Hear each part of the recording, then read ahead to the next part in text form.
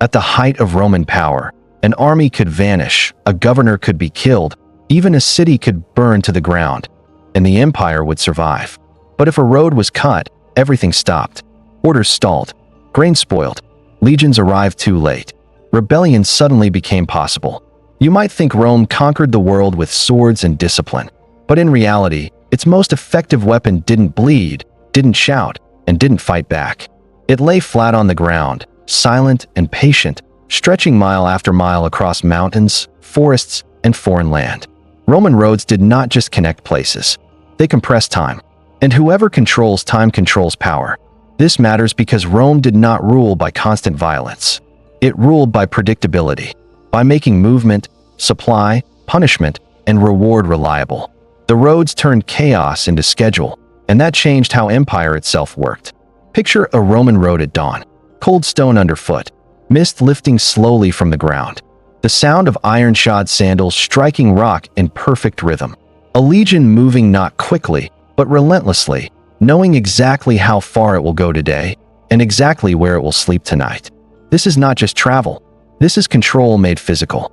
So, before we start unraveling this, take a moment to like the video and subscribe, but only if you genuinely enjoy what I do here.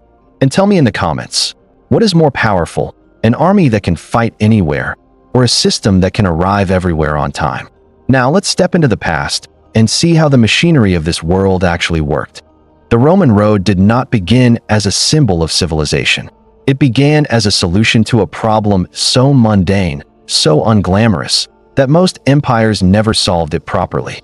How do you move men, supplies, orders, and punishment reliably, not once, but every day, in every season, across hostile land? Most ancient states answered this with improvisation. Rome answered it with stone. At first glance, a Roman road looks unimpressive. A long, straight scar across the landscape. No decoration, no walls, no defenses, just layers of gravel, sand, mortar, and heavy stone, pressed flat and slightly arched so rain runs off instead of pooling. It is not beautiful. It is stubborn. That stubbornness is the point. You might think Rome built roads to connect cities. In reality, cities were secondary. Roman roads were built to connect power to distance. Everything else followed. Archaeologists can still read this logic in the ground. When a Roman road encounters a hill, it does not politely curve around it. It cuts straight through. When it meets a forest, it clears it. When it reaches a river, it demands a bridge. The road does not negotiate with the landscape. It imposes itself. This tells us something important about Roman thinking. Rome did not see geography as a constraint. It saw it as a problem to be engineered away. And that mindset changed the nature of empire. Before Rome, power weakened with distance. Orders took too long. Armies arrived late. Governors acted independently. Rebellions thrived in the gaps between center and periphery. Distance protected the disobedient. Roman roads destroyed those gaps. For the first time in history, an empire could assume that a command issued in the capital would arrive at the frontier on schedule. Not quickly, predictably. And predictability is more valuable than speed. A legion marching on a Roman road could cover roughly the same distance every day, regardless of weather. Rain turned dirt tracks into mud. Roman roads shed water. Summer heat slowed men. Stone held firm. Winter frost cracked lesser paths. Roman foundations endured. The human cost of this was immense. Marching on stone is brutal. Feet blister faster. Knees ache. Backs suffer. Roman soldiers often complained that roads hurt more than battles. Battles end. Roads do not. They grind the body down step by step, day after day. But that suffering was part of the system.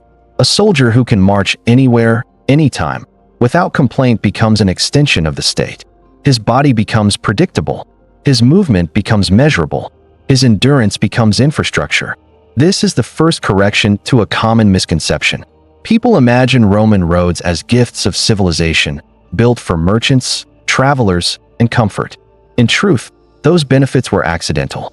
The roads were designed for soldiers under load, carrying armor, weapons, rations, tools, and fear. Everything else was allowed to use them because it was efficient, not because it was benevolent. Look closely at the stones themselves. Many are grooved, worn down by centuries of iron-rimmed wheels. Those grooves are evidence of volume, repetition, and routine. Not trade caravans drifting occasionally through, but constant movement. Wagons, couriers, tax collectors, officials, prisoners. This is what a system looks like when it leaves marks. The detective moment is simple but powerful. Roman roads are overbuilt, far more durable than necessary for civilian travel. That overengineering tells us they were meant to survive neglect, war, and time itself. Rome did not build for peace. It built for permanence. And permanence creates psychological pressure. Imagine living in a provincial town. You know exactly how long it takes for a message to reach the governor. You know how long it takes for soldiers to arrive. You know that delay will not save you. There is no fog of distance to hide in. Rebellion becomes a calculation, not a hope. This is why roads conquered more than legions. A legion frightens you once. A road frightens you every day. It whispers, "We are never far away." There is a dry irony here. Rome is famous for its battles, yet its most effective victories required no fighting at all. Entire regions complied not because they were occupied, but because they were reachable. The road made authority visible even when no authority was present. This is the quiet genius of the system. Rome did not need to station troops everywhere. It only needed to ensure that troops could arrive anywhere. The threat of arrival was enough. Most empires bleed themselves dry trying to be everywhere at once. Rome learned how to be potentially everywhere, which is cheaper, more efficient, and far more terrifying. For ordinary people, this changed daily life. Travel became faster, yes, but also more regulated. Toll points appeared. Way stations tracked movement. Distances were measured and marked. Milestones told you not just how far you had gone, but how far you were from Rome itself. Every mile reminded you who built the ground beneath your feet. Those milestones are another piece of evidence. They are inscribed not with local names, but with the names of emperors. The road speaks in stone. This distance exists because of us. Even when the empire was calm, the roads hummed with latent violence. Taxes moved along them. Grain flowed. Slaves were transported. Prisoners marched in chains. Justice traveled on schedules. And schedules are power. Here is the deeper logic. Violence is expensive. Roads are not cheap, but once built, they reduce the need for violence. A system that can move force quickly needs to use force less often. Rome understood this intuitively. The road is not an instrument of conquest alone. It is an instrument of anticipation. It shapes behavior before rebellion occurs, before resistance forms, before chaos spreads. By the time a legion arrives, the decision has often already been made. This is why the Roman road is best understood not as infrastructure, but as policy carved into stone. It disciplined soldiers. It intimidated subjects. It synchronized the empire, all without speeches, laws, or banners. There is something almost absurdly bureaucratic about it. No drama, no ideology, just engineering solving a logistical problem so thoroughly that it reshapes politics for centuries. Rome did not invent the road. It invented the road as a weaponized system. And like all silent weapons, its true impact was felt not in moments of crisis, but in the slow, grinding normalization of control. By the time people realized what the roads really meant, they had already built their lives on top of them. Roman power did not depend on moving faster than everyone else. It depended on knowing exactly how long everything would take. This distinction matters more than it sounds. Most ancient armies could move quickly when motivated. They could rush, raid, or retreat in bursts of speed. What they could not do was sustain predictable movement over long distances in all seasons without improvisation. Speed without reliability is impressive. Reliability without drama is transformative. Rome chose the second. A Roman road turned movement into a calculation. Distances were measured. Days were counted. Supplies were planned not in hope, but in advance. A commander did not ask, "Can we get there?" He asked, "How many days will it take?" And the answer was usually known. That knowledge is power. You might think speed wins wars. In reality, timing does. Arriving neither too early nor too late. Appearing before resistance organizes, but after intelligence has matured. Roman roads allowed Rome to operate inside that narrow window where force is most effective and least costly. This is not glamorous warfare. It is administrative warfare. Look at the milestones again. They are not decorative. They mark distance in Roman miles, standardized across the empire. That standardization meant orders could include time estimates that actually worked. Reinforcements were not vague hopes. They were scheduled events. For people on the receiving end, this changed psychology. If you are planning unrest, you do not ask whether Rome will respond. You ask when. And when is much more dangerous than if. It compresses decision-making. It shortens the window for action. It makes hesitation fatal. The human cost of this precision was paid by those who moved. Messengers ran until their lungs burned. Soldiers marched with joints inflamed and feet cracked open. Animals pulled wagons until hooves split. The system did not care. It required consistency, not comfort. This corrects another common misconception. Roman efficiency was not humane efficiency. It was mechanical efficiency. Bodies were components. Roads were calibration tools. If something broke, it was replaced. That sounds cold because it was. Yet it worked. A courier network using roads and relay stations could move information across vast distances faster than any rival system of the time. Not instantaneously, but fast enough to keep governors obedient and generals coordinated. Information arrived before chaos matured. This is crucial.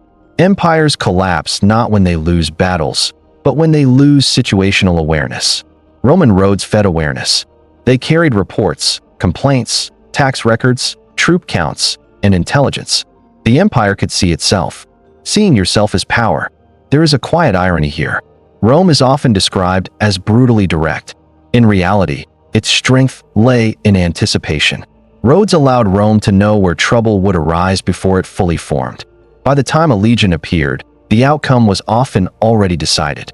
Resistance relies on uncertainty. Roads eliminate uncertainty. From the perspective of ordinary provincial life, this created a strange calm. Violence was rare, but possibility was constant. People adjusted behavior not because they were oppressed daily, but because the system made defiance irrational. That is how silent control works. A road does not threaten you. It simply reminds you that delay will not save you. And delay is what rebellion needs most. Rome did not need a sprint. It needed to arrive on time. This is why speed, in the Roman sense, was never about haste. It was about coordination. Thousands of moving parts, men, animals, wagons, orders, arriving where expected, when expected, with expected force. Chaos hates schedules. Rome built schedules out of stone. Once you understand that, the roads stop looking like infrastructure and start looking like something else entirely. A way to turn geography itself into an obedient servant of the state.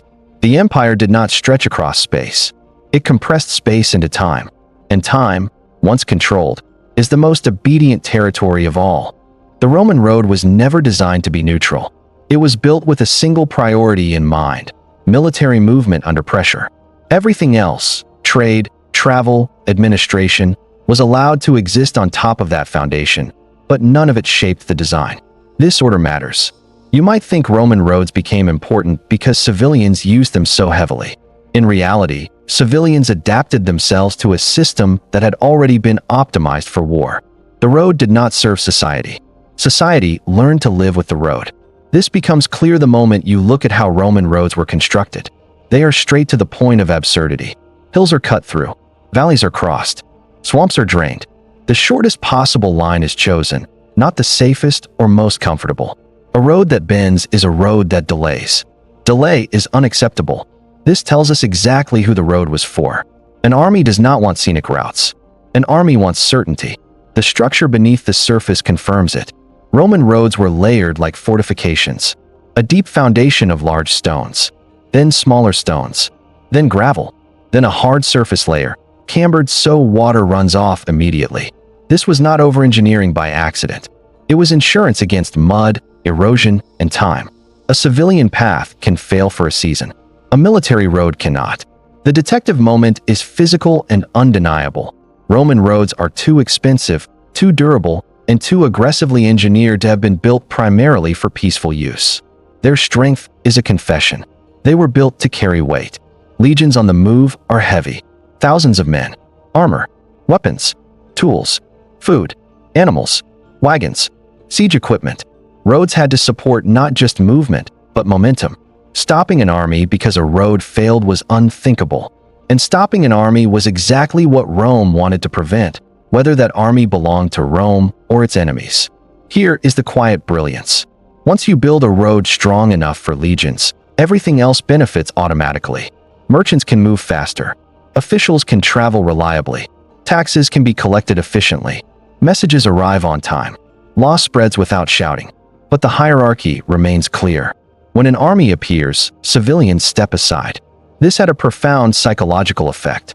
People living near Roman roads learned that these were not communal spaces. They were arteries of state power.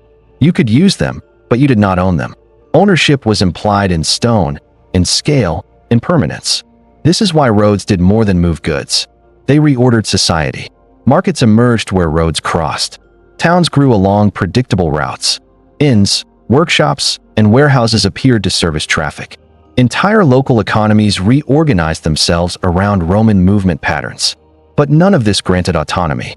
It granted dependence. Once your livelihood depends on the road, you depend on whoever controls it. And Rome controlled every mile. The human cost of this reorganization was subtle but real. Local paths fell into disuse. Traditional routes faded. Seasonal rhythms were disrupted. People began to live according to imperial schedules rather than local ones. Travel times standardized life itself. Predictability replaced tradition. That predictability was convenient, but it came with strings attached. The same road that brings customers also brings tax collectors. The same road that brings news also brings orders. The same road that brings opportunity brings surveillance. Rome did not need watchtowers everywhere. Movement itself revealed information. Who travels? When they travel? How often? With what cargo? The road creates visibility. This corrects another misconception. We imagine Roman roads as liberating movement. In truth, they regulated movement. They funneled it into known channels. To move efficiently, you had to move where Rome could see you. Freedom existed, but it flowed along Roman lines. There is a dry irony here. The road feels open. Anyone can walk it. Yet it is one of the most controlling structures Rome ever built. It does not imprison you. It simply makes alternatives irrational. Why take a slow, dangerous local path when a perfect stone road lies before you? Choice disappears quietly. And once roads became central to daily life, Rome gained a remarkable advantage. It could project power without constant presence. Soldiers did not need to patrol everywhere. The knowledge that they could arrive quickly was enough. This saved enormous resources. Empires usually exhaust themselves by trying to be everywhere at once.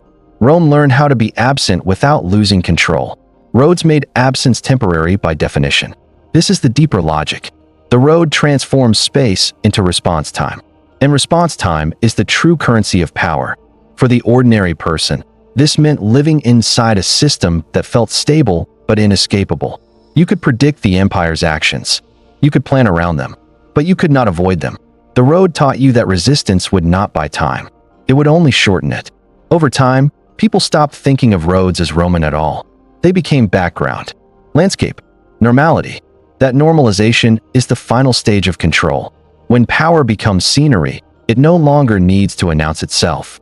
Rome achieved this not with walls or garrisons, but with stone paths laid so thoroughly that they outlived the empire itself. The road was built for war, but once built, it trained everyone, soldier, merchant, farmer, official, to live according to Roman expectations of time, movement, and obedience. That is the silent genius. A weapon so useful that even those it controlled were grateful for it. Once the Roman road network reached maturity, power stopped depending on presence and began to depend on calculation. This is the moment when empire becomes mathematical. Before Rome, most states ruled through proximity. Authority weakened as it moved outward. Governors improvised. Generals reacted late. Distance was not just space, it was uncertainty. And uncertainty was dangerous because it created room for disobedience, delay, and surprise. Roman roads were built to erase that uncertainty. You might think roads simply connect places, but in Rome's case, they did something far more radical. They converted geography into numbers. Distance became measurable. Movement became predictable. Time itself became an administrative resource. This transformation is easy to miss because it feels abstract, but its consequences were brutally concrete. A Roman official did not ask how far a province was. He knew. A general did not wonder how long reinforcements might take. He calculated it. A governor did not fear the unknown edges of his territory because the edges were already mapped into days, miles, and marching schedules. The empire could see itself in advance. This is what true control looks like, not constant force, but foresight. The clearest evidence of this mentality still stands in the ground: the milestones. At regular intervals, stone markers announce distance with almost obsessive precision. Not poetic descriptions, not regional estimates. Exact Roman miles. The same unit, repeated across continents. This was not done for travelers. Travelers can tolerate uncertainty. Empires cannot. The milestone did something subtle but powerful. It standardized perception. A mile in Britain was the same as a mile in Syria. A day's march meant the same thing everywhere. Space stopped being local and became imperial. Rome did not rule places. It ruled intervals. Once space is broken into intervals, it can be governed like time. Decisions become logistical instead of political. Response becomes scheduled rather than improvised. And scheduling is cheaper than suppression. Here is the pivot. You might assume rebellion is crushed by violence. In reality, most rebellion fails long before violence begins, because it runs out of time. Roman roads made time the enemy of resistance. If unrest begins in one town, Rome knows when it will hear about it. If it spreads, Rome knows how long it will take to arrive. If force is required, Rome knows exactly when it will be applied. This knowledge collapses hope. Resistance depends on uncertainty. Maybe they won't hear, maybe they'll arrive too late. Maybe we can disappear. Roads eliminate maybe. The detective moment lies in the sheer excess of precision. Why measure so carefully in a pre-industrial world? Why invest enormous labor in exact distances when approximate travel would suffice for trade or migration? Because this was not about convenience. It was about response time. Rome's greatest advantage was not that it could fight anywhere, but that it could calculate how long it would take to fight anywhere. That calculation allowed Rome to decide when force was necessary and when it was not. Force became selective. Selective force is terrifying. The Roman road network allowed governors to delay punishment just long enough to let fear spread, but not long enough to let resistance consolidate. It allowed legions to appear suddenly, not because they moved quickly, but because they moved exactly as expected. Predictability is more intimidating than surprise. Surprise fades. Predictability becomes habit. For people living under Roman rule, this created a strange emotional environment. Daily life felt stable. Violence was rare. Soldiers were not always present. Yet the sense of distance vanished. Rome felt close even when invisible. This is the psychological power of calculation. When authority is predictable, people internalize it. They adjust behavior without coercion. They plan lives around compliance rather than resistance. The human cost of this system was paid by those who moved within it. Couriers ran to exhaustion, bound by schedules that did not care about bodies. Soldiers marched according to quotas that assumed pain as normal. Animals were driven until collapse because logistics demanded reliability, not mercy. The system did not punish weakness. It ignored it. This corrects a common misunderstanding. Roman efficiency is often admired as enlightened administration. In truth, it was mechanical administration. Human limits were secondary to system integrity. Roads did not care who walked on them. They cared only that movement remained predictable. That predictability reshaped politics. Governors could govern larger territories with fewer troops. Taxation could be planned rather than extracted violently. Communication allowed oversight without constant presence. Authority became less visible but more absolute. Rome did not need to threaten rebellion. It scheduled its suppression. There is a quiet irony here. Mathematics feels neutral. Numbers feel fair. Everyone is measured the same. But when power is expressed mathematically, resistance stops being a moral act and becomes a logistical error. You are not defying Rome. You are miscalculating Rome. This reframing is devastating. Once resistance becomes a miscalculation, it loses legitimacy even in the minds of those who attempt it. People begin to see rebellion not as courage, but as poor planning. That shift kills movements before they begin. The phrase, "all roads lead to Rome," is often misunderstood as poetic symbolism. In reality, it describes a reference system. Every distance was measured from Rome. Every calculation pointed back to the center. This meant Rome did not just sit at the heart of the empire. It sat at the heart of every decision. The world was reorganized around a single fixed point of certainty. Everything else became relative. This is not empire as spectacle. It is empire as spreadsheet. By converting geography into numbers, Rome removed chance from governance. And chance is what creates opportunity for change. When chance disappears, politics becomes administration. Administration is stable. Administration is boring. Administration is incredibly hard to overthrow. The Roman road was not just stone laid carefully. It was a way of thinking, a way of believing that if distance could be measured precisely enough, resistance would solve itself. And for centuries, it did. People complied not because they loved Rome, and not because they feared constant violence, but because the system made alternatives irrational. That is the most dangerous form of power, not the power that threatens you, the power that convinces you that resisting is pointless. Once that belief takes hold, empire no longer needs to explain itself. It simply continues, day after day, mile after mile, turning space into time and time into obedience. The Roman road was not infrastructure supporting empire. It was empire expressed mathematically. And when power becomes arithmetic, it does not shout. It calculates. For the Roman soldier, the road was not a symbol of power. It was a test of endurance. Marching on stone is unforgiving. Every step sends shock up through the foot, into the knee, the hip, the spine. Dirt absorbs impact. Grass gives way. Stone does neither. It reflects force back into the body, again and again, hour after hour, day after day. Roman soldiers marched anyway, not because it was comfortable, because the system demanded it. A legion on campaign carried extraordinary weight: armor, weapons, shields, tools, cooking gear, personal belongings, rations for days. Add heat, dust, rain, and fear, and the road becomes less a path than a discipline imposed on the body. This is where the silent weapon reveals its human cost. You might think Roman discipline came from harsh training or brutal punishment. Those existed, but the deeper discipline was routine enforced by infrastructure. The road set the pace. The road defined the distance. The road decided when you stopped. A soldier did not argue with stone. Archaeological evidence tells us this clearly. Roman military footwear, heavy sandals with iron hobnails, was designed not for comfort, but for durability on hard surfaces. Feet blistered, nails loosened, ankles swelled. March injuries were common. Chronic pain was normal. Battles injured bodies suddenly. Roads wore them down slowly. And that slow erosion mattered more. A legion that can march reliably is more valuable than one that fights bravely. Courage is unpredictable. Endurance can be scheduled. Rome built its army around the second. This corrects another popular misconception.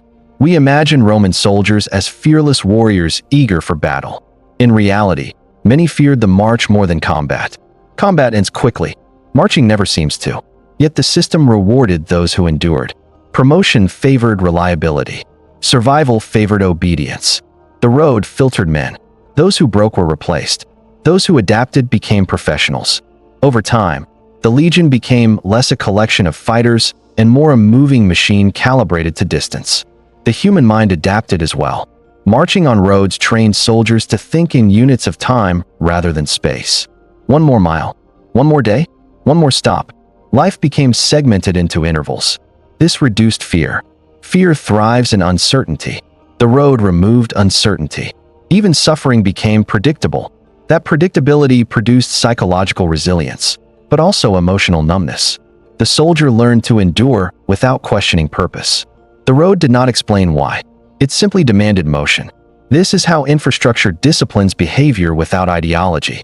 There is a dry irony here. Rome is remembered for its speeches about honor, duty, and glory. But its army was held together less by ideals than by habituation. You march because yesterday you marched. You march because tomorrow you will march. Stone teaches obedience without words. For civilians watching legions pass, the effect was chilling. The sound came first. Thousands of iron nails striking stone in unison. A rhythm too precise to be accidental, too steady to be human. The road amplified that sound, carried it ahead of the column, announced arrival before banners appeared. This was intimidation without threat. A village did not need to be attacked to understand what power looked like. It only needed to hear it approaching, measured, unstoppable, indifferent to terrain or weather. The road turned movement into spectacle. Yet the spectacle was never celebratory. There was no flourish, no rush, just relentless advance. Rome did not impress by speed. It impressed by inevitability. and inevitability breaks resistance faster than fear. From the state's perspective, this physical toll on soldiers was acceptable. Pain was cheaper than delay. Bodies could be replaced. Time could not. This reveals something uncomfortable. Roman efficiency was built on planned suffering. The system assumed that bodies would break. It accounted for that. It did not slow down. That assumption extended beyond the army. Prisoners were marched on the same roads. Slaves were transported on the same stone. Taxes moved along the same routes. The road did not distinguish between honorable movement and forced movement. Stone is impartial. This impartiality created a strange moral effect. Violence felt distant. No one needed to beat you to make you move. The road guided you. The schedule compelled you. Control became environmental rather than personal. This is more effective and harder to resist. When oppression has a face, it can be hated. When it has a surface, it is endured. The Roman road was that surface. For soldiers, it taught endurance. For civilians, it taught compliance. For the state, it taught efficiency. All at once. There is one final irony. The road that exhausted soldiers also protected them. A legion that arrived on time avoided ambush. A predictable route allowed scouting and security. The same rigidity that punished bodies reduced risk. Rome traded comfort for control. And control won. By turning the simple act of walking into a disciplined, measured, painful routine, Rome trained its most important resource, the army, to function as infrastructure itself. Soldiers became extensions of the road, predictable, relentless, and replaceable. This is why Roman power felt different. It was not fueled by moments of heroism. It was sustained by millions of footsteps striking stone, carrying the empire forward not in bursts of glory, but in calibrated increments of endurance. The road did not just carry the army. It made the army. The phrase sounds poetic now, almost harmless. But in the Roman world, it was not a metaphor. It was a statement of design. Every major road was measured from Rome. Distances were calculated outward from the capital, not inward from the provinces. Milestones did not ask where you were going. They reminded you how far you stood from the center of power. This mattered more than symbolism. It meant that Rome was not just the political heart of the empire. It was the mathematical reference point of the entire system. Space itself was organized around the capital. Geography became hierarchical. You might think an empire is held together by borders. Rome shows something more subtle. Empires are held together by orientation. People must know where power is, how far away it is, and how quickly it can reach them. Roman roads provided that orientation constantly. Even when you were nowhere near Rome, Rome was present in the numbers beneath your feet. This is where infrastructure becomes ideology without words. The road quietly teaches you how the world is structured. It tells you that all movement ultimately points back to one place. That authority radiates outward. That the center is fixed and everything else is peripheral. For ordinary people, this shaped perception long before it shaped loyalty. Imagine living in a provincial town. You travel to a neighboring settlement. The milestone tells you not just the distance to that town, but how far you are from Rome. You transport goods. You read schedules. You hear reports. Everything references the same center.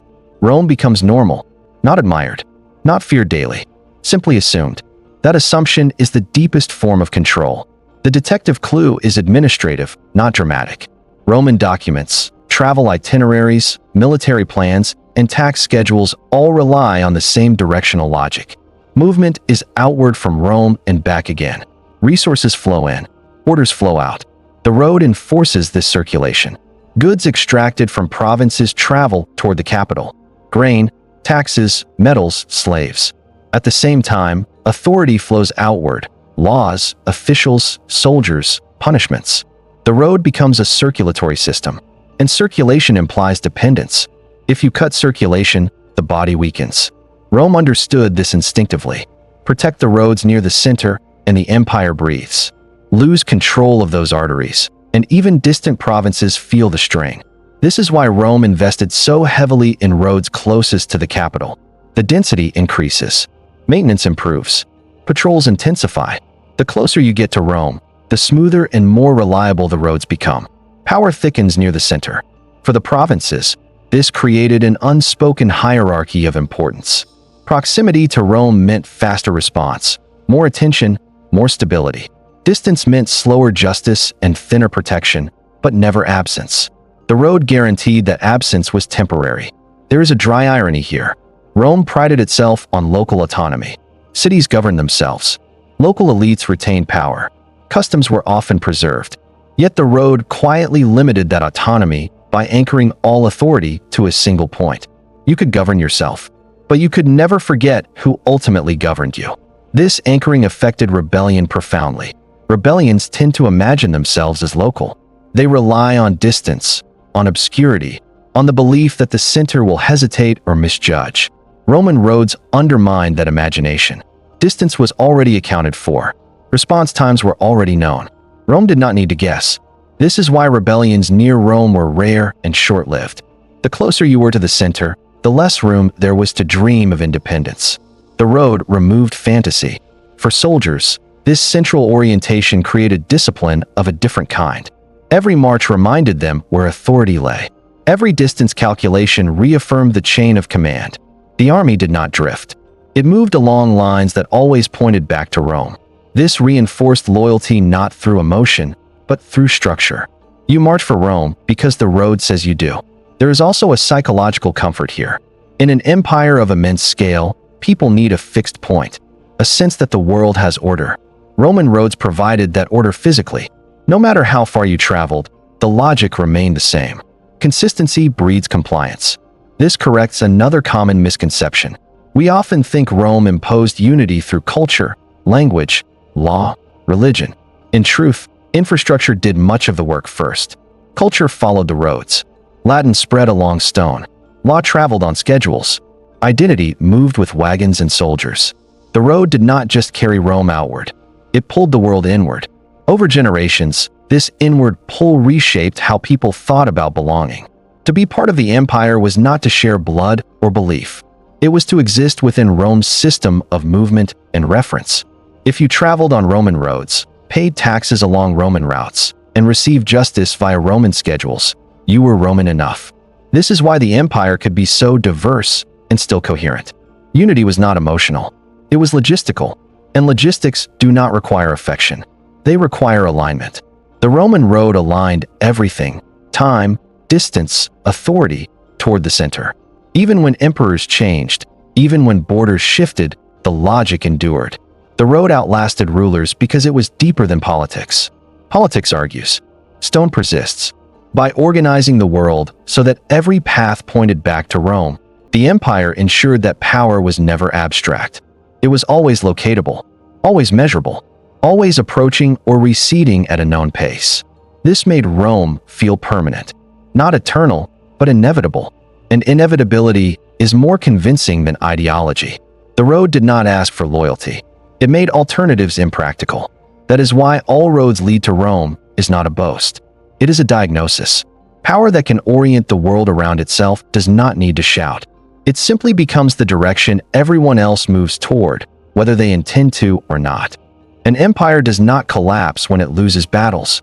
It collapses when it cannot move food, money, and commands at the same time. Rome understood this with brutal clarity. The Roman road was not just a military instrument. It was the mechanism that synchronized extraction, distribution, and obedience into a single, continuous process. Armies could march on it, yes, but more importantly, grain, taxes, and orders flowed along it in predictable rhythms. This is where empire becomes sustainable.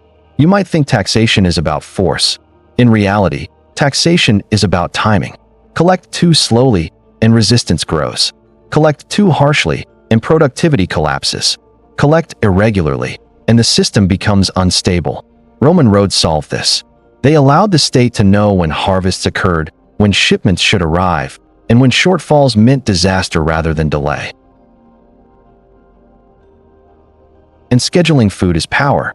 Consider the scale of the problem. Rome itself, hundreds of thousands of people, could not feed itself locally. It depended on distant provinces.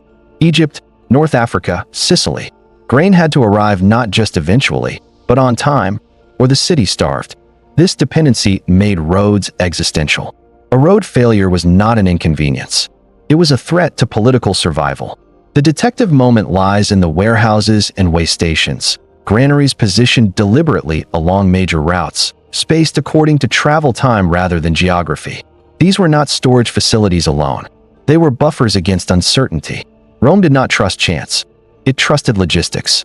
Grain moved in stages. Taxes followed the same routes. Orders traveled faster in the opposite direction. This created a loop. Resources flowed toward the center. Authority flowed outward. The road made this loop stable. Stability reduces rebellion.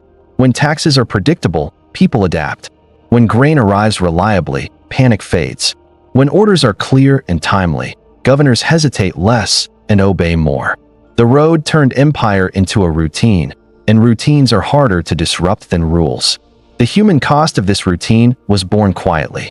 Farmers adjusted planting schedules to imperial demands. Carters worked to exhaustion during peak transport seasons. Animals died on the road. Grain spoiled when schedules failed. None of this appeared in triumphal monuments, but it kept the city alive. This corrects another misconception.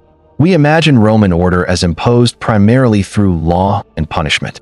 In truth, much of it was imposed through dependence. Once your livelihood depended on imperial routes, imperial timetables, and imperial buyers, resistance became risky. Disrupting the road disrupted yourself. This is how infrastructure enforces obedience without overt violence. For officials, the road created a new form of authority, reach. A governor could issue commands knowing they would arrive. He could request reinforcements with realistic expectations. He could audit accounts without traveling personally. Distance no longer shielded incompetence or corruption, or at least it shielded it less. The road also carried paper, or rather, its ancient equivalents. Orders, complaints, petitions, reports. Information moved faster than rumor. This changed governance fundamentally. Before Rome, provinces often lived in administrative fog. Rome pierced that fog with schedules. A delay became suspicious. A missed shipment became a signal. Silence became information. The road trained administrators to think systemically. Now consider the psychological effect on provincial populations. The arrival of tax collectors was no longer erratic. It followed known routes at known times. This predictability was resented, but it also reduced fear. People plan around certainty, even when they dislike it. Uncertainty breeds rebellion. Certainty breeds resignation. Rome preferred resignation. There is a dry irony here. The same road that brought food and stability also made exploitation efficient. Extraction became smoother. Surpluses were drained systematically. Local shortages were tolerated if the schedule demanded it. The road did not care where grain was needed most. It cared where grain was assigned. This is the darker side of logistical empire. Once systems are optimized, compassion becomes an exception rather than a feature. A starving region may still export grain because the schedule demands it. The road enforces obligation, not empathy. Yet from Rome's perspective, this coldness was necessary. An empire cannot govern by emotion. It governs by flow. And flow requires infrastructure that does not ask questions. Orders issued in Rome carried the same weight everywhere because they arrived everywhere in the same form, within the same time frame. This eliminated ambiguity. Governors could not claim ignorance. Delays were measurable. Excuses expired quickly.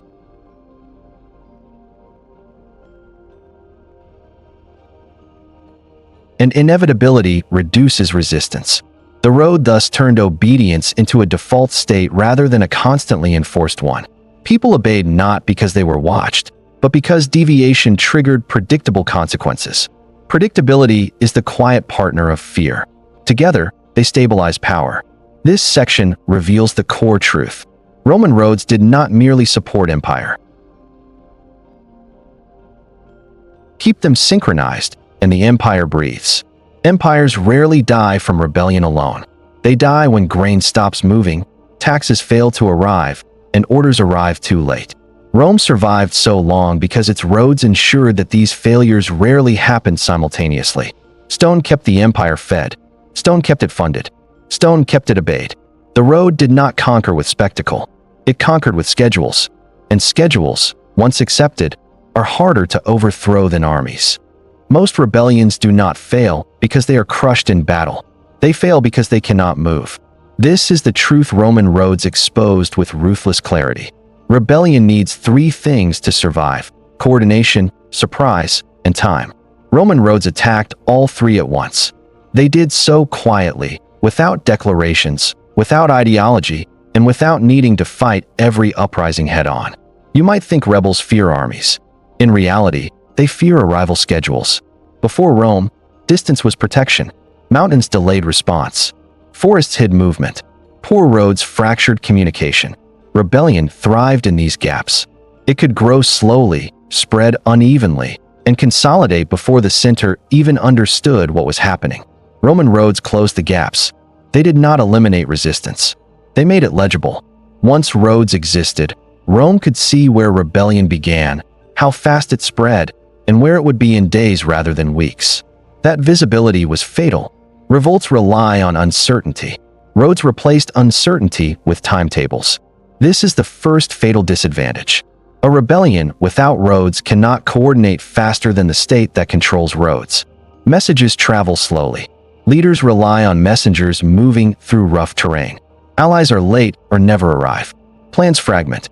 Meanwhile, Rome does not improvise. Rome calculates. A governor does not panic. He counts days. He estimates marching speed. He sends requests along known routes.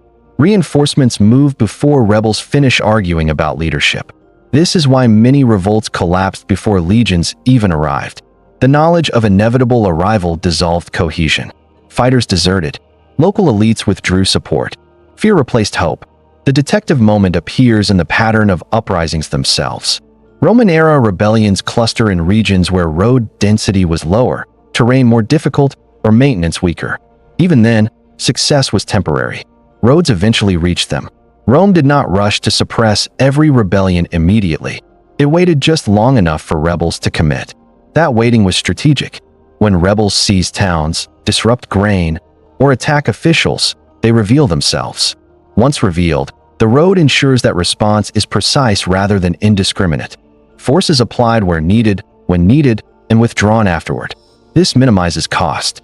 A rebellion crushed efficiently discourages imitation. A rebellion crushed chaotically inspires it. Rome understood this difference. For ordinary people, the effect was paralyzing. Rebellion became not a moral question, but a logistical one. People asked not is this just, but can this succeed? And the answer was usually no. That calculation killed resistance quietly. This corrects another misconception. Rome did not suppress rebellion solely through brutality. Brutality occurred, but it was selective. The true suppression happened earlier, in the mind, when people realized they could not outpace the system. There is a dry irony here.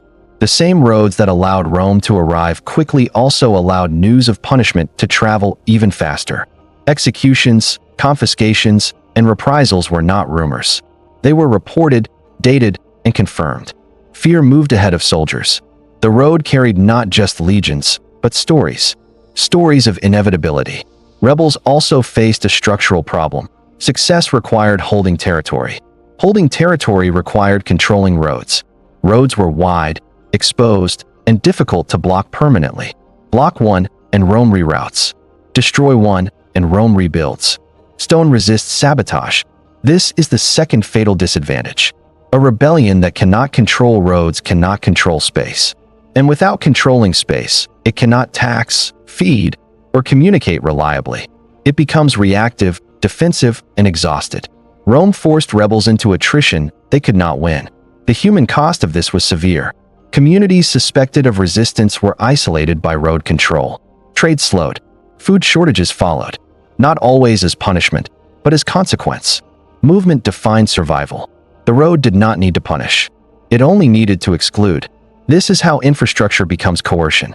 By controlling movement, Rome controlled access to markets, grain, and authority. Rebels were not starved by siege walls. They were starved by schedules that no longer favored them. There is another layer. Roman roads also divided potential allies. Regions might sympathize with one another, but could not synchronize action. Uprisings occurred sequentially rather than simultaneously. Rome dealt with them one by one. Coordination is rebellion's greatest weapon. Rome removed it. This is why rebellions often appear heroic but doomed in hindsight. They were brave. They were justified. But they were fighting a system, not an army. And systems do not panic. They respond. For soldiers suppressing revolts, roads removed uncertainty as well. They knew where they were going. They knew when they would arrive. They knew reinforcements could follow. Confidence followed structure. Confidence wins conflicts before combat begins. The final irony is cruel. Once Rome fell, rebellions became possible again in places that had once been pacified, not because people suddenly became braver, but because the roads fell into disrepair. Distance returned. Time stretched. Uncertainty reappeared. Rebellion needs distance. Rome removed distance. And until that removal was undone, resistance remained a calculation few were willing to make. The Roman road did not defeat rebellion by force. It defeated it by making it logistically irrational. Stone outlasted courage. Rome did not rule the world by being everywhere at once. It ruled by knowing what was happening everywhere, fast enough to act before problems became disasters, and quietly enough that this knowledge felt natural rather than imposed. You might think armies win empires, but armies are blunt instruments. They react after something has already gone wrong. Information, by contrast, allows power to intervene before violence is necessary. Roman roads transformed information from rumor into signal. Along the roads ran a tightly organized network of relay stations, couriers, resting points, and administrative checkpoints. This was not a postal service in the modern sense, but it functioned like one in effect. Messages moved with priority. Schedules were known. Delays were measurable. Before Rome, information traveled at the mercy of terrain, weather, and chance. A message might arrive quickly, or not at all. Rome refused to accept that uncertainty. The detective moment is easy to miss because it leaves little physical drama. It engineered it. A governor knew when his report would reach Rome. Rome knew when a reply would arrive. This closed the gap between action and oversight. Distance no longer guaranteed autonomy. Authority did not need to watch constantly. It only needed to check periodically. Complaints no longer disappeared into the void. Petitions moved. Appeals returned with answers. Sometimes harsh ones. Sometimes corrective ones. But always timely. People self-regulate when they believe they are heard. The road made surveillance passive. No spies hiding behind doors. No constant interrogations. Roman power is often imagined as loud, brutal, and theatrical. Roads allowed Rome to govern through paperwork long before paper empires existed. Files moved on stone. Orders arrived with dates. Responses were expected by deadlines. Silence became meaningful. If a governor failed to respond, that absence itself triggered suspicion. The road turned time into evidence. If you replied late, it meant something. They ruled under the assumption of audit, pressed by schedules that did not care about bodies. A courier who failed delayed the system. A delayed system threatened control. Delay was not inconvenience. It was danger. So couriers ran until they broke. Their suffering rarely appears in monuments. But without it, the empire could not think. They were the nerves that carried sensation. Without nerves, a body is blind. Rome paid for awareness with human exhaustion. This awareness also altered rebellion dynamics fundamentally. Rebellion depends on silence and surprise. Roman roads destroyed both. Reports of unrest traveled faster than unrest itself. Governors could respond before rebellion crystallized. Requests for reinforcements moved immediately. The road allowed Rome to arrive early, not with troops, but with attention. Attention is intimidating. Once rebels realized that nothing stayed local for long, coordination collapsed. Leaders hesitated. Allies withdrew. Fear replaced momentum. Often, revolt died quietly before Rome needed to march. This is the genius. Rome did not suppress rebellion by crushing it every time. It suppressed rebellion by making it visible. Visibility neutralizes ambition. There is a dry irony here. The faster information moved, the less dramatic power became. Decisions felt bureaucratic rather than violent. Orders arrived stamped, dated, impersonal. Yet bureaucracy enforced by speed is merciless. Appeals expired. Justifications came too late. The road did not argue. It delivered. This delivery also reshaped military command. Generals were no longer independent warlords. They were nodes in a communication network. Orders constrained initiative. Reports constrained exaggeration. Victories and failures were documented quickly. This prevented fragmentation. Empires collapse when generals drift from the center. Roads reduced drift by keeping commanders within conversational distance of authority, even when physically far away. Rome governed by conversation, not command. But it was a conversation you could not leave. The road made disconnection nearly impossible. There is another layer.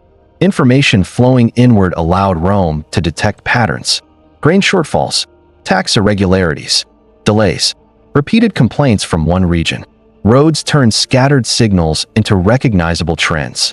Trend recognition is advanced governance. Once trends are visible, intervention becomes surgical. Rome could adjust taxes, replace officials, move troops, not everywhere, but precisely where needed. Precision reduces cost. Precision reduces outrage. Precision reduces rebellion. For the population, this created a strange calm. Rome rarely overreacted. It responded proportionally because it had information. That proportionality made rule feel tolerable, even when unjust. People endure predictable injustice more easily than chaotic justice.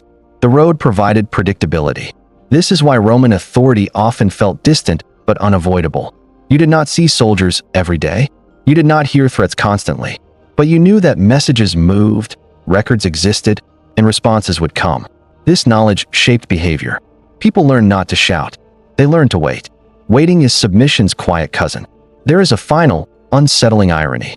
The system that allowed Rome to see everything also made Rome dependent on movement.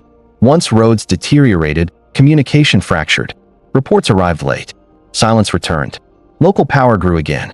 When Rome began to lose its roads, it began to lose its mind. Empires can survive lost battles. They cannot survive lost awareness. The Roman road was not just a way to move troops or goods. It was a way to think across space. It allowed a city to govern a continent by conversation, calculation, and schedule. It made power quiet, continuous, and boring. And boring power is the most stable power of all. The postal empire did not shout commands from Rome. It whispered them along stone. And those whispers carried farther, faster, and more effectively than any army could. By the 2nd century of Roman rule, the roads no longer felt like instruments of power. They felt like nature. Stone paths crossed valleys and mountains so confidently that people stopped seeing them as Roman at all. They became background, landscape, something that had always been there, and therefore something that would always remain.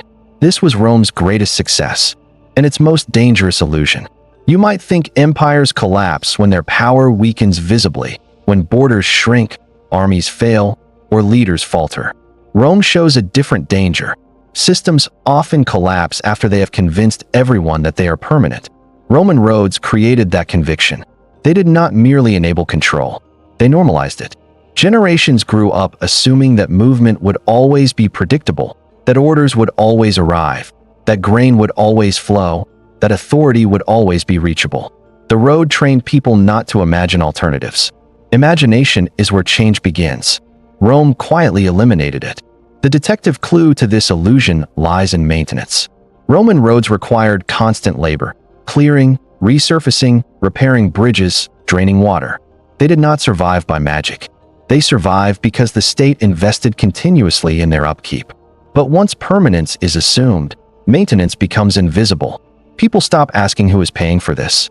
They stop asking what happens if it stops. The road appears eternal until it isn't. For centuries, Rome could afford the cost. Taxes arrived. Labor was available. Authority was respected.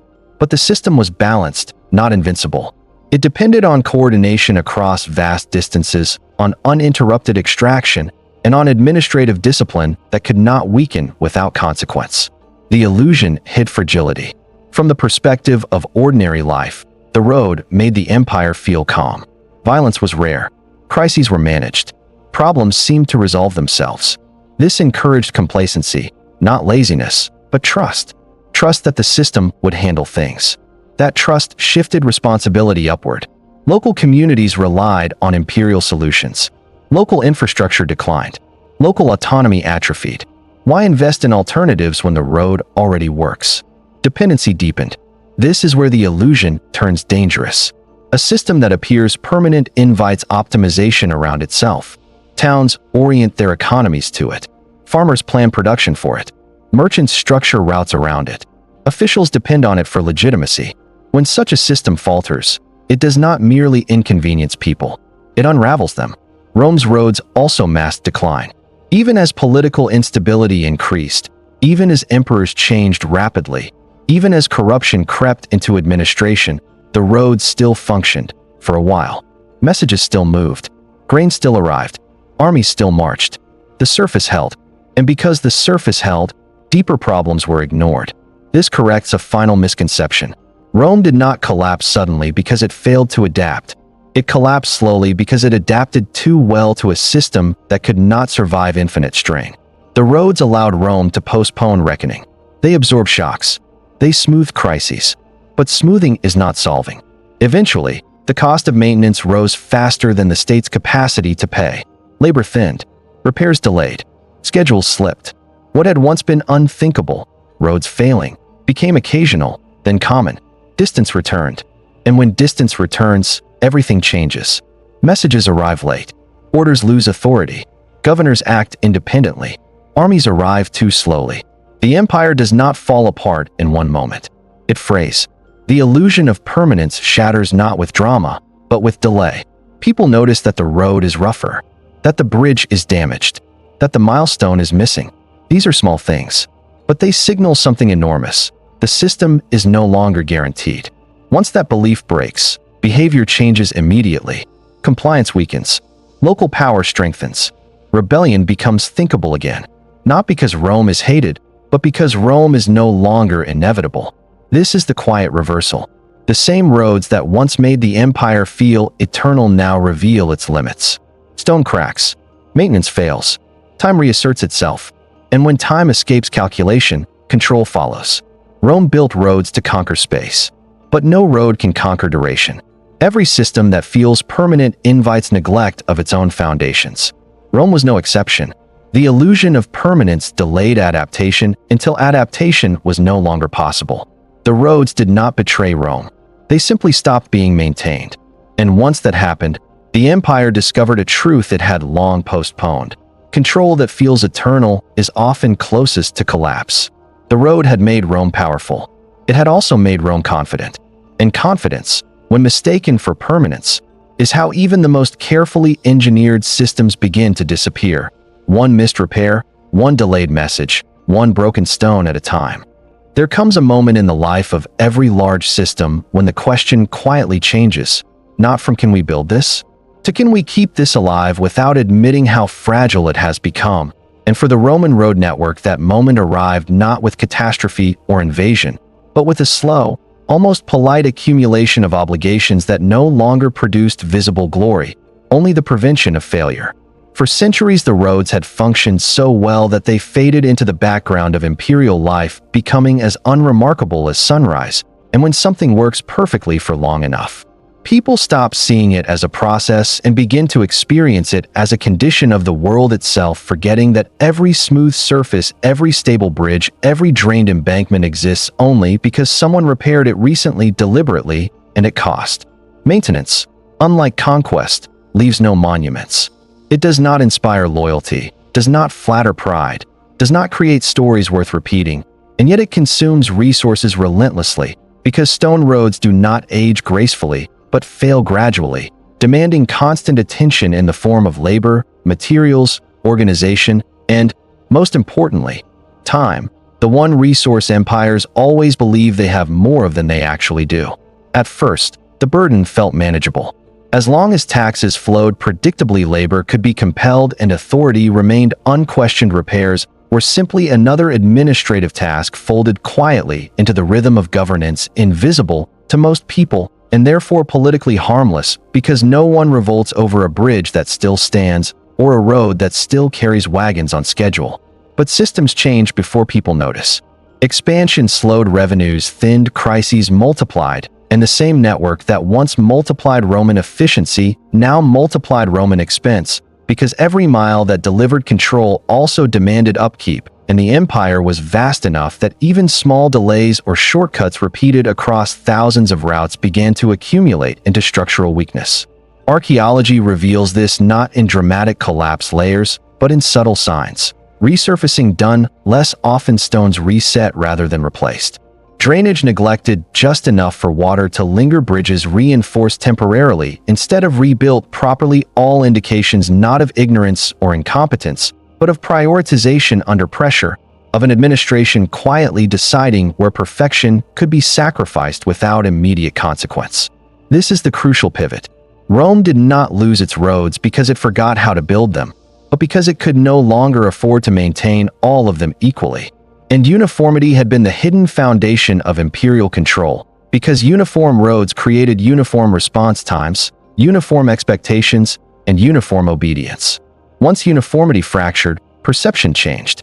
Some regions felt closer to power, others more distant, not symbolically but practically, measured in days added to journeys, messages arriving later than expected, soldiers reaching trouble spots already exhausted. And each of these delays, though individually explainable, collectively reintroduced the very uncertainty the roads had once erased. Uncertainty is corrosive. Where predictability once guided behavior, people began to test boundaries again, not through open rebellion, but through hesitation, delay, and quiet improvisation.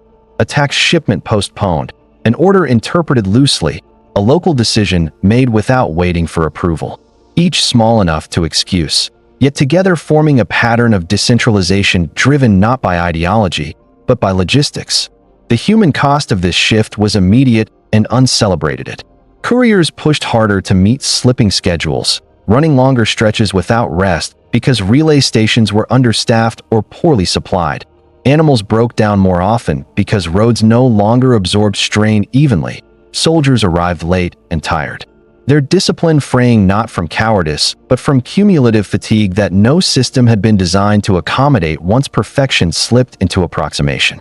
This corrects a dangerous misconception.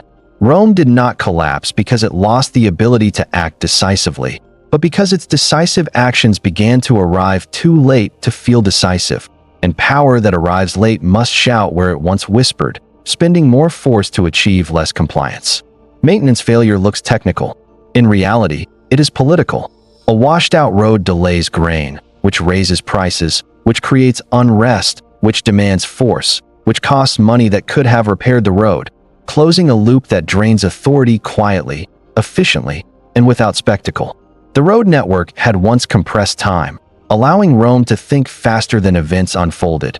Now events began to unfold faster than Rome could think, and this inversion was fatal not because it announced itself, but because it hid behind excuses that sounded reasonable in isolation. Weather, labor shortages, funding gaps, local corruption, all true, all insufficient. Psychologically, something deeper shifted. When roads worked perfectly, people complied instinctively because resistance felt pointless. When roads faltered, resistance did not immediately rise, but imagination returned, and imagination is the seed of autonomy. Because once people believe the system may not respond on time, they begin to believe it may not respond at all. That belief changes everything.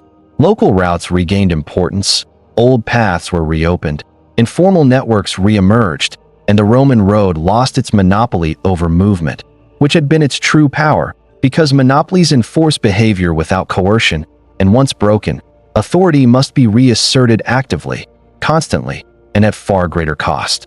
Rome attempted to respond.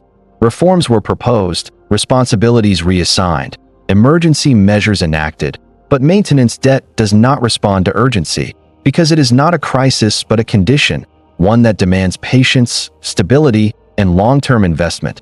Precisely the qualities that empires optimized for movement struggle to sustain once momentum becomes necessity. Here lies the cruel paradox.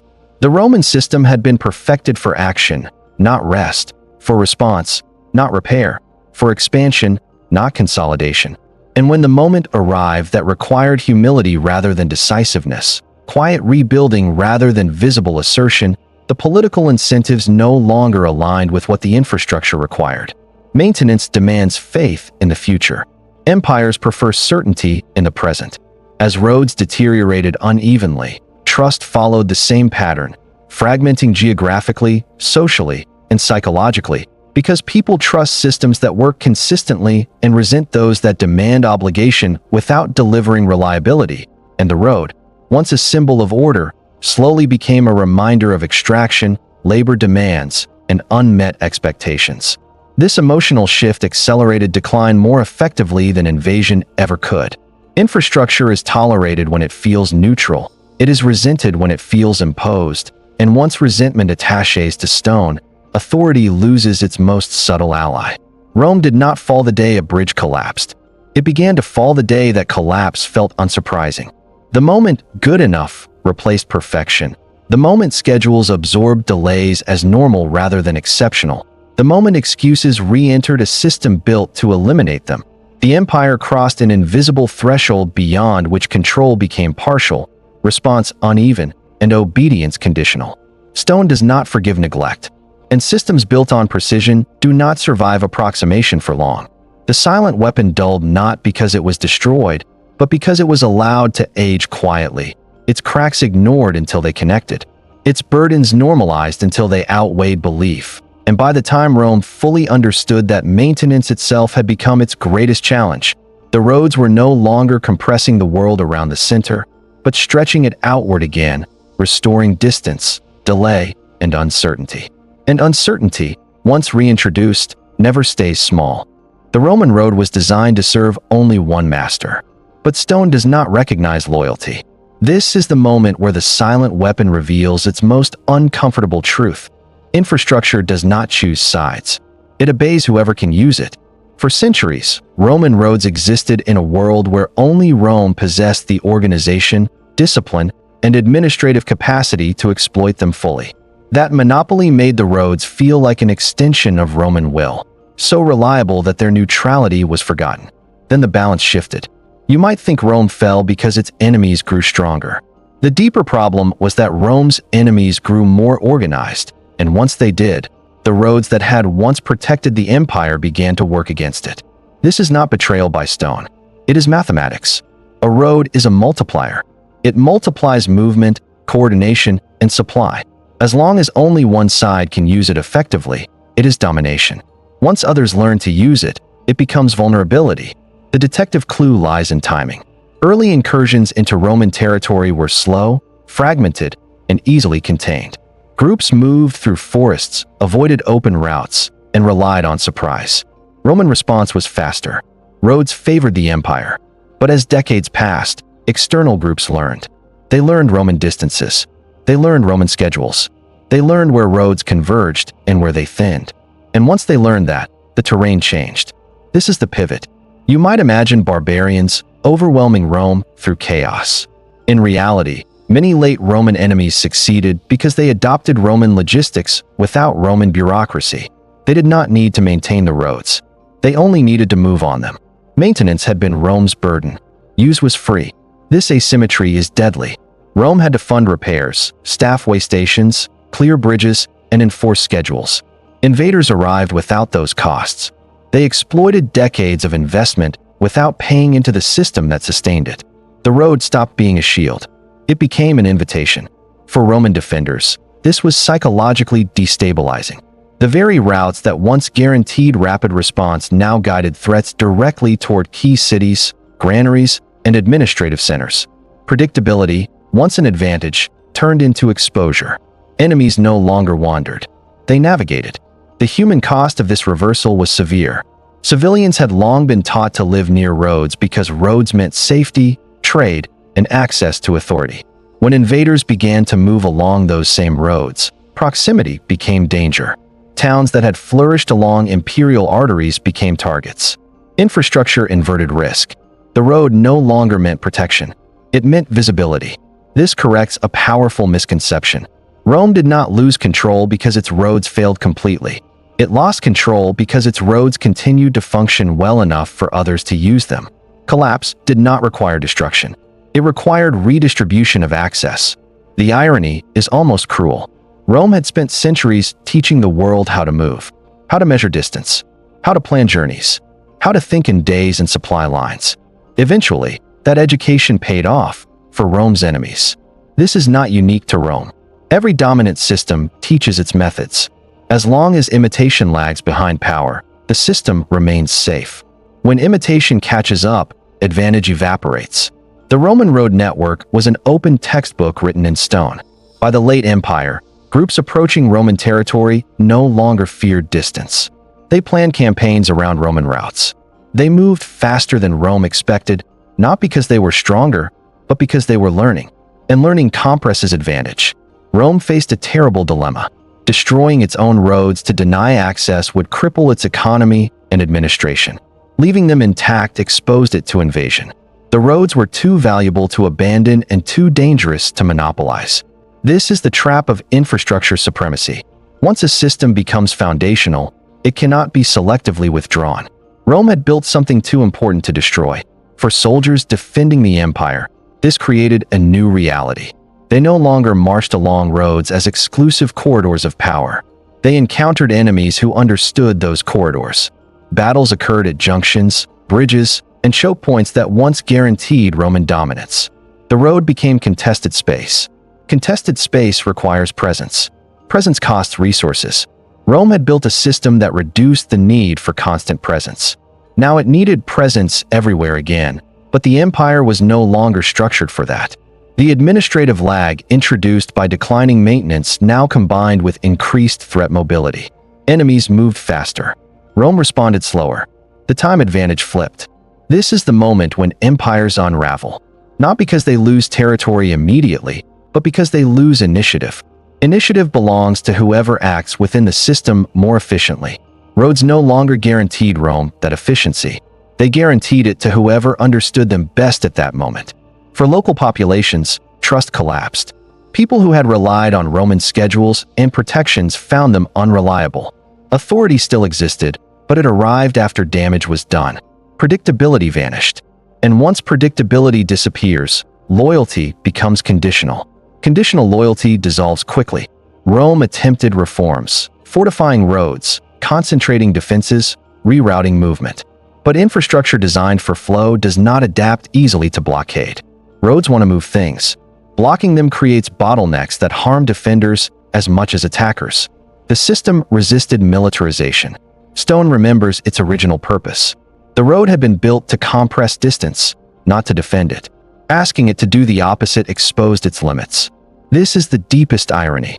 Rome's most successful instrument of control had no concept of allegiance. It served efficiency, not empire. As long as Rome embodied efficiency, the road was Roman. Once Rome faltered, the road became neutral ground. Neutral ground favors whoever adapts fastest. In the end, Roman roads did not betray Rome. They simply stopped caring who used them. And that indifference is devastating to any power that mistakes infrastructure for loyalty. The empire had once been unbeatable because it moved better than anyone else. Now, movement itself had escaped Roman ownership. Stone had done its work too well. By the time Roman roads began to work against Rome rather than for it, the empire faced a problem far more dangerous than invasion or rebellion, because this was not a threat that could be met with legions, laws, or decrees, but a structural reality embedded so deeply into everyday life that dismantling it would have meant dismantling the empire itself. Rome had built something irreversible. The roads were no longer merely Roman property. They had become the default shape of reality, the invisible framework through which people moved, traded, governed, and imagined distance. And once a system reaches that level of integration, it cannot simply be turned off without collapsing everything that depends on it. You might think an empire can retreat, redraw borders, abandon provinces, or reorganize administration, and Rome did all of those things at various moments. But the roads resisted retreat, because even when Rome withdrew soldiers or officials, the stone remained, continuing to channel movement, opportunity, and danger along lines that had been fixed generations earlier. This is the paradox. Rome could abandon territory. It could not abandon orientation. Towns had grown where roads intersected. Markets existed because wagons passed. Farms produced surplus because transport was reliable. Authority had once flowed because messages arrived on time. Even enemies now navigated using Roman distances, Roman junctions, Roman logic. The empire could not unbuild its own nervous system without killing itself in the process. The detective clue here is not a ruin, but an absence. There is no historical moment where Rome debates destroying its roads to deny access to enemies, because doing so would have been unthinkable. Roads were too entangled with taxation, food supply, administration, and legitimacy. To break them deliberately would have been to admit that Rome could no longer govern itself. So the roads stayed. And so did the problem. Enemies used them to advance. Local powers used them to assert autonomy. Traders used them regardless of loyalty. The road did not ask who you served. It only asked whether you could move. This is where infrastructure reveals its ultimate indifference. The Roman road was never a moral instrument. It did not enforce allegiance. It enforced efficiency. As long as Rome embodied efficiency, the road amplified Roman power. Once Rome lost that monopoly, the road amplified whoever adapted fastest. Adaptation is cheaper than maintenance. Rome had paid the cost of building perfection. Others paid only the cost of using it. For the population, this created a subtle but profound psychological fracture. The road still existed, but it no longer guaranteed protection. Authority still spoke, but it arrived late. The world felt familiar yet unsafe, ordered yet unpredictable, and this combination is uniquely destabilizing because people lose trust not through chaos, but through broken expectations. Expectations are harder to repair than walls.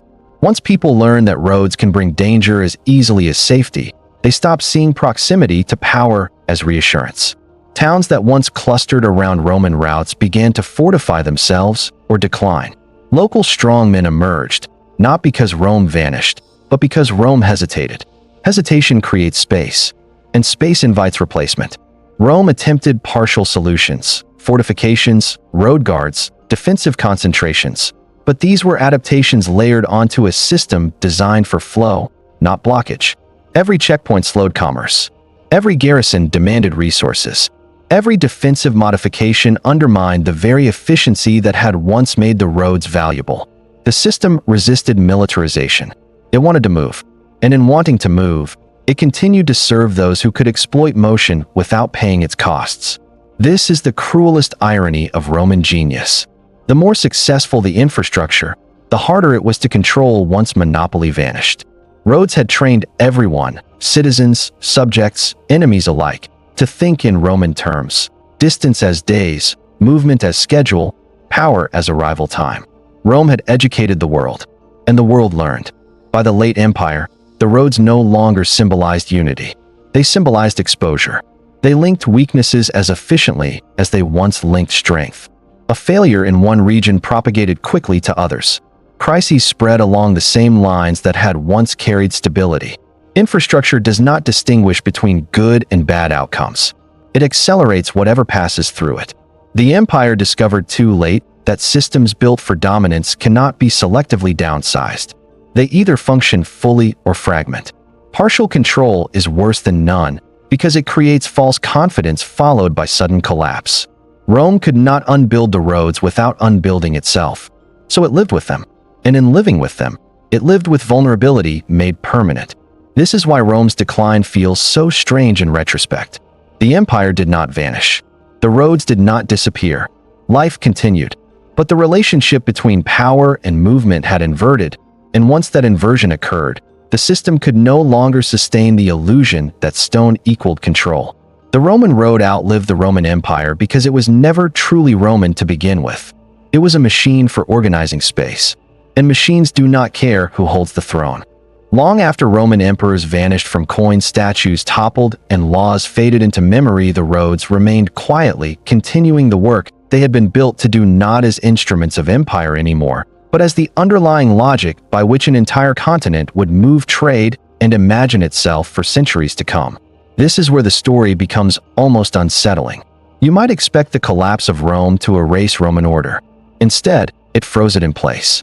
The military grid designed to move legions became the skeleton of medieval Europe, not because later societies admired Rome consciously, but because once stone defines the easiest path through a landscape, human behavior follows it with remarkable obedience regardless of who holds power.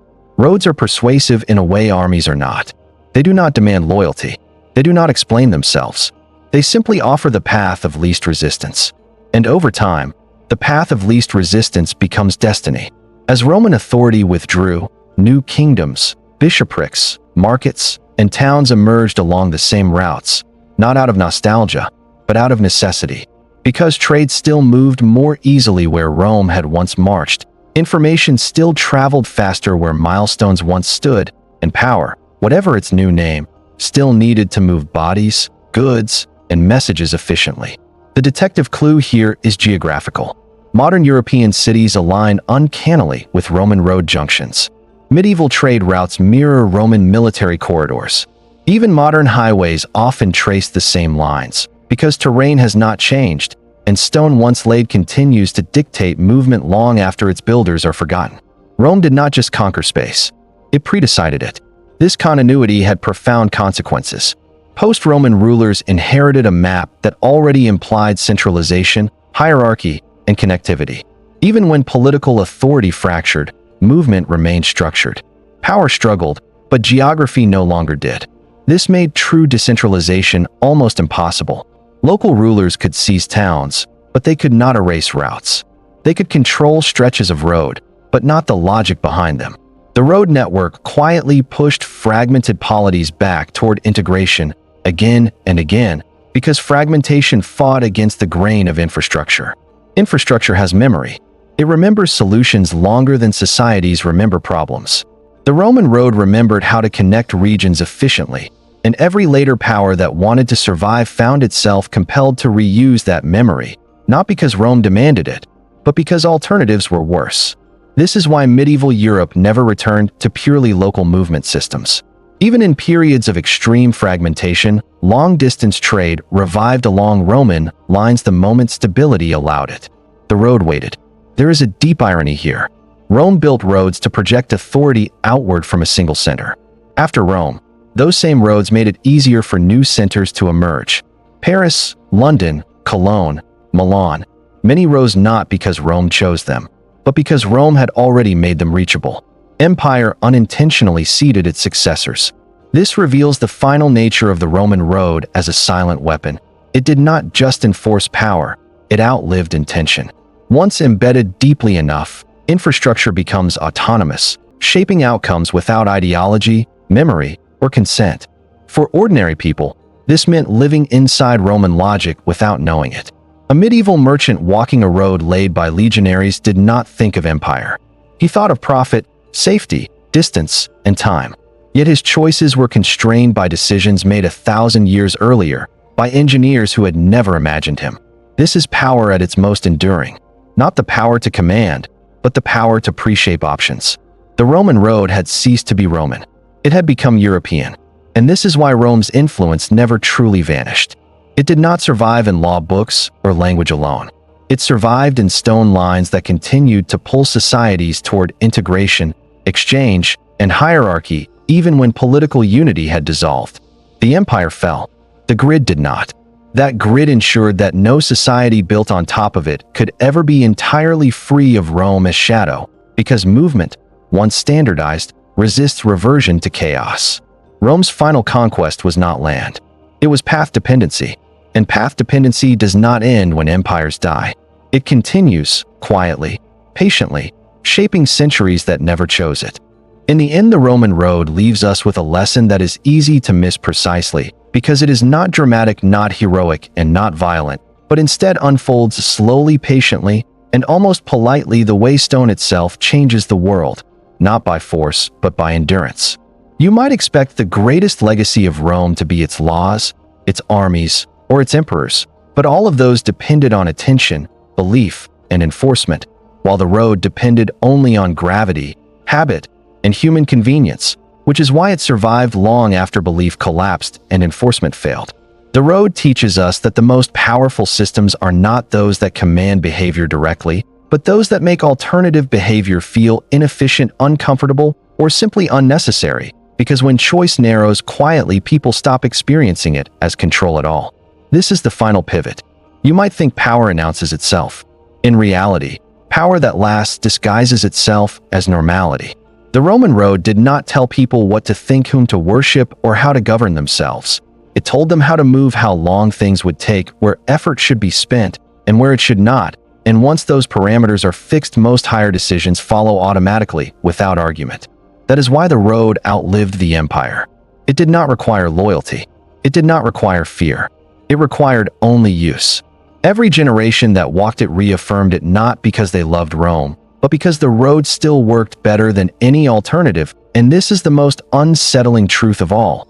Systems survive not because they are just, but because they are useful. The detective clue is almost philosophical. There is no single ruin that marks the end of Roman power, no final road that collapses everywhere at once, because what actually ended was not the stone, but the certainty that stone equaled control, and once that belief dissolved, the road remained as a tool rather than a weapon, available to whoever could exploit it most effectively at that moment. For the people living through this transition, the experience was deeply confusing. The world still looked Roman. The paths were still Roman. The distances still made sense. And yet authority felt thinner, slower, less reliable, not because the infrastructure had vanished, but because the system that once animated it could no longer keep pace with the demands it had created. This is how decline really feels. Not like collapse, like lag, like waiting for help that arrives too late, like following a road that no longer guarantees safety, like living inside a machine that still runs, but no longer listens. The Roman road teaches us that control achieved through systems is incredibly efficient, but also incredibly fragile, because once people internalize a system deeply enough, the system becomes larger than the authority that created it, and authority can no longer adjust it quickly without breaking itself. Rome could command armies. It could rewrite laws. It could replace emperors. But it could not easily change the logic of movement it had carved into the world. Stone had become destiny, and destiny does not respond to orders. This is why the Roman road is the perfect symbol of imperial power. It shows us how dominance works best when it feels invisible, how obedience is strongest when it feels rational, and how systems built to eliminate uncertainty eventually collapse under the weight of their own success. Because certainty encourages dependence, and dependence amplifies failure when the system falters. In the modern world, this lesson should feel uncomfortably familiar. We live surrounded by systems that shape movement, communication, economy, and behavior so thoroughly that we rarely question them. Systems that feel neutral, permanent, and inevitable, until one delay, one disruption, one small crack reminds us that permanence was always an illusion sustained by constant effort. The Roman road does not warn us about conquest. It warns us about confidence. Confidence that a system will always work. Confidence that maintenance can be postponed. Confidence that control embedded deeply enough will take care of itself. Rome believed its roads had solved the problem of empire forever. What they had actually done was solve it for a time. And time, in the end, is the one territory no road can fully conquer.